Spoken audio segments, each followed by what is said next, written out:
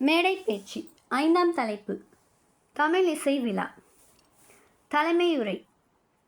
பெரியவர்களே, அன்பர்களே, இந்நாள் தமிழ் மக்களுக்கு ஒரு நன்னாள் ஆகும். சென்னை மாநகரில் 10 ஆண்டுகளாக சிறந்த பணியாற்றி வரும் தமிழ் இசை சங்கம் இன்று அண்ணாமலை மன்றம் என்னும் அழகிய காளை கோவிலில் அமர்ந்து காட்சியளிக்கின்றது.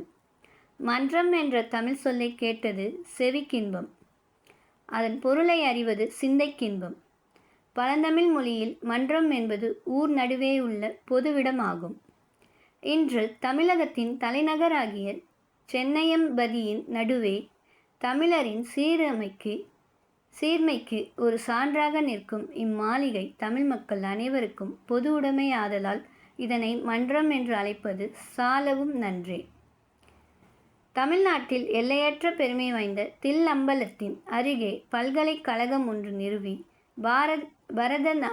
பாரத நாட்டுக்கலையை வரலாற்றில் நிலையான ஒரு இடம் பெற்று புகழுடம்பில் வாழும் ராஜசர் அண்ணாமலை செட்டியார் அவர்களின் தமிழ் ஆர்வமும் தலையாய வல்லன்மையும் இக்கலை மாளிகையாக உருவெடுத்து காட்சி தருகின்றன.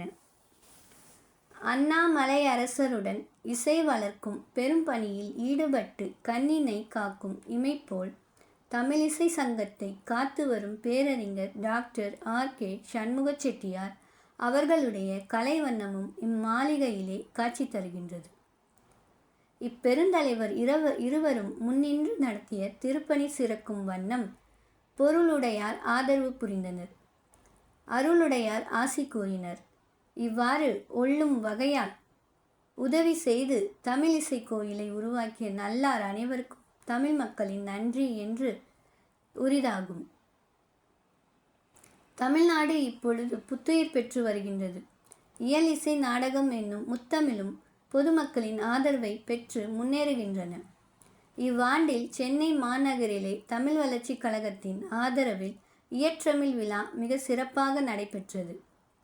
நாடக தமிழாசிரியர் முதுபெரும் புலவர் திரு சம்பந்த முதலியார் அவர்களின் 80ஆம் ஆண்டு நிறைவை முன்னிட்டு இந்நகரில் நிகழ்ந்த நாடகத் தமிழ் விழா என்றும் இல்லாததே இன்பக் காட்சியாயிருந்தது.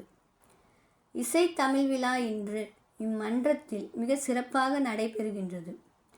இம்மூன்று தமிழ் விழாக்களையும் தொடங்கி வைத்து ஆசி கூறிய அண்ணல் கைராசியுள்ள ராஜாஜி என்றால் முத்தமிழின் முன்னேற்றத்திற்கு இனி தடையும் உண்டோ?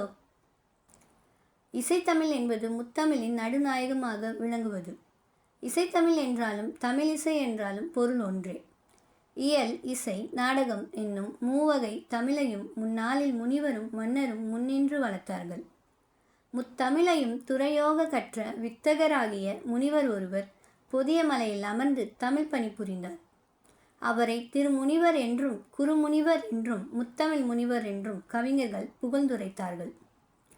முத்தமிழ் மாமணி நீள்வாரை நின்று மொய்ப்புற காக்கும் தமிழ்நாடு என்று பாடினார் பாரதியார்.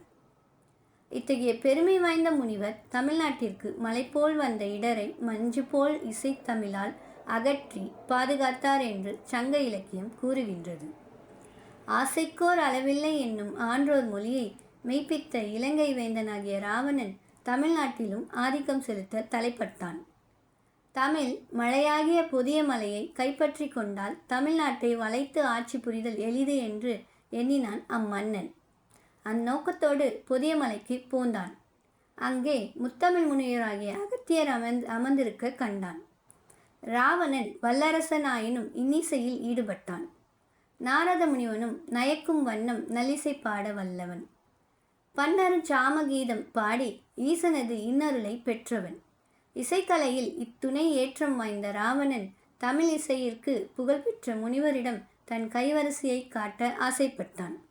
அவன் கருத்தறிந்த தமிழ் முனிவர் தம் இசைக்கருவியாகிய யாழை மீட்டினார். மன்னனுக்கும் முனிவருக்கும் இசை போட்டி நிகழ்ந்தது. முதலில் அரக்கர்கோன் அருமையாக பாடினான். அதன்பின் அகத்தியர் தமிழ் இசையை யாழில் அமைத்து பாடினார். அவர் பாட்டொலி கேட்ட பறவைகளும் விலங்குகளும் பரவசமுற்றன. எதிரே நின்ற கரும்பாறை இலகிற்று. அரக்கர்கோன் உள்ளம் உருகிற்று. அந்நிலையில் அகத்தியரை நோக்கி, என் உயிரினும் இனிய இசை ஞானியே, உமக்கு என்ன வேண்டும் என்றான் ராவணன். தமிழ்நாட்டை பாதுகாப்பதற்கு ஏற்ற சமயம் வந்துற்றது என்று அறிந்த முனிவர், ஐயனே, இந்நாட்டில் உள்ளார் எவரையும் நீ துன்புறுத்தாமல் இருக்க வேண்டும் என்றார். அதற்கிசைந்த ராவணனும் பொதிய மலையை விட்டகன்றான். அன்று முதல் தமிழகத்தில் ஆட்சி செலுத்தும் கருத்தை அடியோடு விட்டொழித்தான் அரக்கர் கோமான். தமிழிசையின் வெற்றியால் அரக்கர் அச்சம் அகன்றது என்று தமிழ் மக்கள் அகங்கழிந்தார்கள். இச்செய்தியை தொல்காப்பிய பாயிர உரையாலும் மதுரை காஞ்சி உரையாலும் அறியலாம். இவ்வரலாற்றால் தமிழ்நாட்டை முன்னாளில் அபயமளித்து காத்தது இசைத்தமிழே என்பது இனிது விளங்கும். இவ்வாறு தமிழ்நாட்டை பாதுகாத்த இசைத்தமிழ் கடல் கடந்து இலங்கைக்கு சென்று வெற்றி பெற்ற செய்தியும் அறியத்தக்கதாகும். இன்று இலங்கையில் தமிழர் வாழும் நாடும் நகரமும் யாழ்ப்பாணம் என்னும் அழகிய பெயரை பெற்றுள்ளன.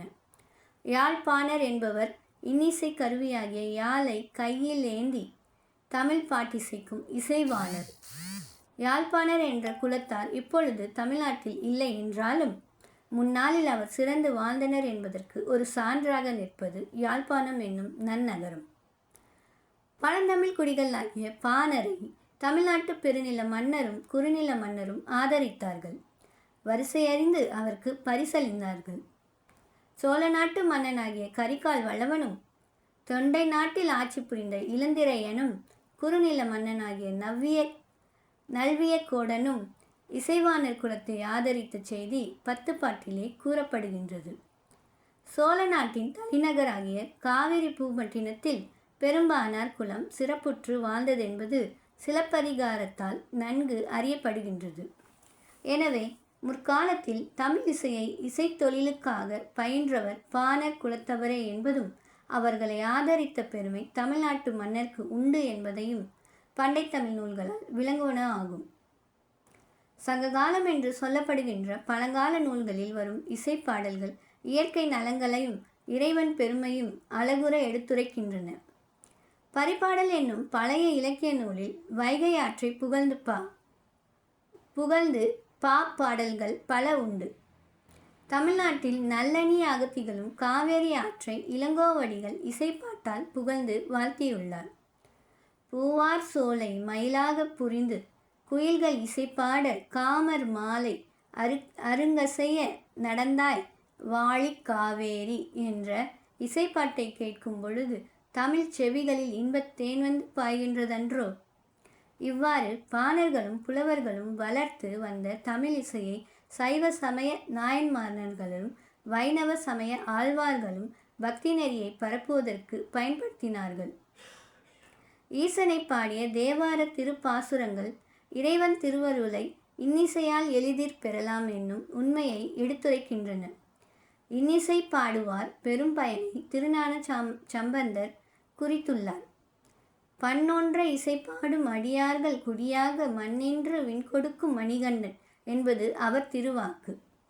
இசைத்தமிழால் வழிபடும் அடியார்க்கு ஈசன் மண்ணுலக வாழ்வும் தருவான் விண்ணுலக வாழ்வும் தருவான் என்பது இப்பாட்டின் கருத்து.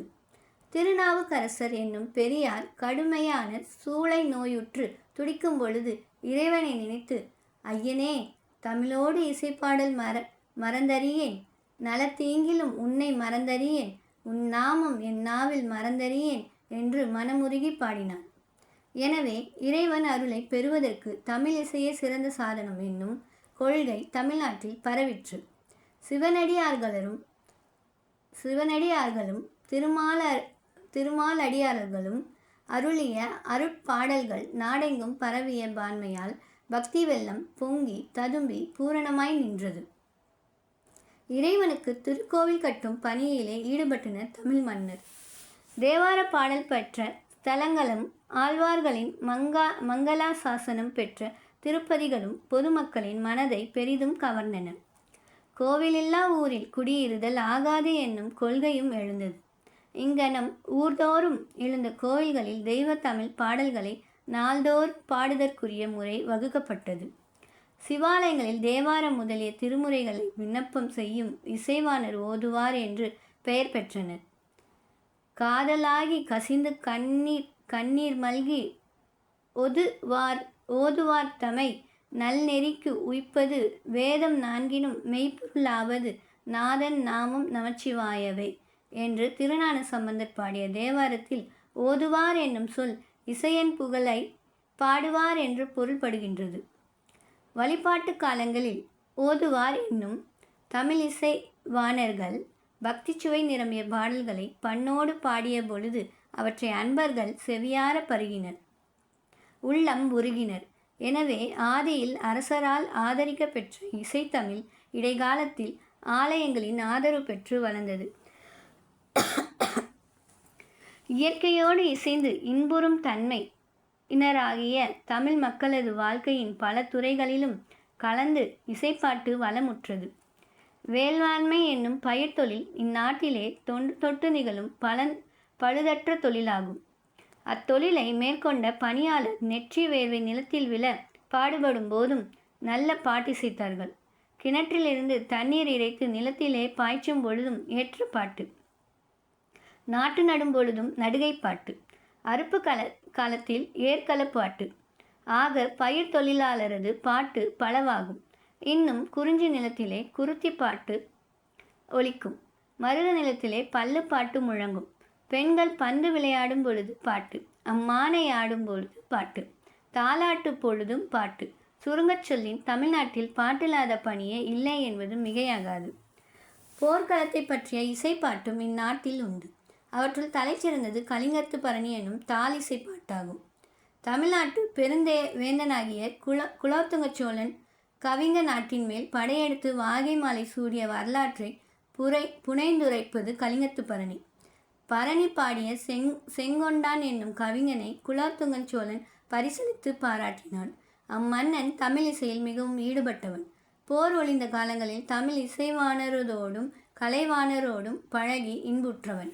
அவனுடைய தேவியர்களில் ஒருவர் ஏலிசை வல்லபி என்னும் சிறப்பு பெயர் பெற்று விளங்கினார். இன்னிசையின் சுவையறிந்த மன்னன் இசைக்கலைஞனின் நயந்தெறிந்த ஒரு நங்கையை மணந்து ஏலிசை வல்லபி என்னும் சிறப்பு பெயரையும் அவளுக்கு அளித்தான் என்று தோன்றுகிறது. இவ்வாறு பல துறைகளிலும் புகழ்ந்து தமிழ் மக்களின் வாழ்க்கையை இன்புறுத்திய இசைத்தமிழ் இக்காலத்திலே நாட்டுப்பற்றை வளர்ப்பதற்கும் அரசியல் அறிவை பரப்புவதற்கும் பயன்படுகின்றது. இந்த வகையில் வழிகாட்டியவர் பாட்டுக்கோர் புலவன் என்று பாராட்டப்படுகின்ற பாரதியாரே ஆவர். இந்நாட்டில் வழங்கிய பழைய இசைப்பாட்டு வகை பாரதியார் கவிதையிலே மிளர்கின்றது. இந்நாடு சுதந்திரம் அடைந்த பொழுது மக்கள் எல்லாரும் பாடிய பாட்டு ஆடுவோமே பல்லு பாடுவோமே ஆனந்த சுதந்திரம் அடைந்து விட்டோம் என்று ஆடுவோமே என்பது. இந்த பாட்டு பழங்கால பள்ளுப்பாட்டை தழுவி எழுந்தது என்பது சொல்லாமலே விளங்கும். இன்னும் பண்டார பாட்டு என்று பாரதியார் பாடியுள்ள அச்சமில்லை அச்சமில்லை அச்சமென்பதில்லை என்ற வீரப்பாட்டு 1000 ஆண்டுகளுக்கு முன்னே திருநாவுக்கரசர் பாடிய அஞ்சுவது யாதென்றும் இல்லை அஞ்ச வருவதும் இல்லை என்று வீரப்பாட்டை அடியொற்றி செல்வதாகும். இங்கனம் பழைய இசை மரபுகளை பின்பற்றி பாடிய பாரதியார் இனி வருங்காலத்தில் இசைத்தமிழ் வளர்ந்தோங்குவதற்குரிய வழிகளையும் காட்டியுள்ளார். தமிழ்நாட்டில் தமிழ்மொழி தலைத்து ஓங்க வேண்டுமாயின் மறைவாக நமக்குள்ளே பழங்கதைகள் சொல்வதில் ஓர் மகிமை இல்லை என்பது பாரதியார் கருத்து. தமிழ்நாட்டின் பெருமையை புத்தம் புதிய முறையில் பாடிய பாரதியார் பாட்டு இந்நாளில் தமிழ்நாடெங்கும் பரவி இன்பம் பயக்கின்றது. கல்வி சிறந்த தமிழ்நாடு, புகழ்கம்பன் பிறந்த தமிழ்நாடு, வள்ளுவன் தன்னை உலகினுக்கே தந்து வான்புகழ் கொண்ட தமிழ்நாடு, நெஞ்சை அள்ளும் சிலப்பதிகாரம் என்றோர் மணி ஆரம் படைத்த தமிழ்நாடு என்ற பாரதியார் பாட்டை கேட்கும் மக்களின் உள்ளத்தில் தமிழார்வம் வளராது ஒளியுமோ? தேமதுர தமிழோசை உலகமெல்லாம் பரவும் வகை செய்தல் வேண்டும் என்ற பாரதியார் பாட்டு தமிழ் மக்களை தட்டி எழுப்பும் தகைமை வாய்ந்ததன்றோ? இத்தகைய இசைப்பாட்டு ஆயிரமாக எழுந்து தமிழ்நாடு எங்கும் பரவுதல் வேண்டும். சிலப்பதிகார கவிஞர் காட்டிய நெறியை கடைபிடித்து தமிழ்நாட்டின் இயற்கை செல்வங்களாகிய ஆறுகள், அருவிகள், மலைகள், கடல்கள் முதலியவற்றின் அருமை பெருமைகளை இசைப்பாட்டின் வாயிலாக பொதுமக்களுக்கு வழங்குதல் வேண்டும். சென்னை மாநகரம் இப்பொழுது தமிழ் மக்களின் உள்ளத்தை பெரிதும் கவர்ந்து நிற்கின்றது. தமிழ்நாட்டின் தலைநகரமாகிய சென்னை அம்பதி விரிநகர் என்று புலவர் பாடும் புகழுடையதாகும். இந்நகரில் அமைந்த கடற்கரை சாலை இவ்வுலகில் உள்ள அருமையான காட்சிகள் ஒன்றென்று நாடறிந்தவர் கூறுவர். இத்தகைய சீர்மை வாய்ந்த சாலையை குறித்து அருமையான இசைப்பாட்டுகள் தோன்றுதல் வேண்டும். சென்னை அருகேயுள்ள மகாபலிபுரம் என்னும் மாமல்லபுரத்தில் நெய்தலும் குறிஞ்சியும் கொஞ்சி விளையாடும் காட்சி இந்நாட்டாருக்கு மட்டுமின்றி என் நாட்டிற்கும் இன்பம் அளிக்கின்றது. இன்னும் தமிழ் முனிவர் வாழும் பொதியமலையும் மந்த மாருதம் மகிழ்ந்துள்ளாவும் திருக்குற்றால மலையும் மாந்தர் கருத்தையும் கண்ணையும் கவரும் அழகு வாய்ந்தவை ஆகும். இவ்வியற்கை பொருள்கள் எல்லாம் இசைப்பாட்டின் வழியாக தமிழ்நாட்டிற்கு இன்பம் அளித்தல் வேண்டும். பழமையான பண்களின் வரலாற்றை ஆராய்வதும் புத்தம் புதிய இசைப்பாடல்களை ஏற்றுவதும் இத்தமிழ் இசை சங்கத்தின் அடிப்படையான நோக்கமாகும். இத்தகைய பெரும் பணியை மேற்கொண்ட இச்சங்கம் பல்லாண்டு வாழ்க என மனமாற வாழ்த்துகின்றேன். இசை நலம் இல்லாத என்னையும் இவ்வரும் பணியில் இசைவித்த செட்டி நாட்டு அரசர் ராஜசர் முத்தையா செட்டியார் அவர்களுக்கும் தமிழ் இசை சங்கத்தார்க்கும் என் பணிவார்ந்த வணக்கம் உரியதாகும்.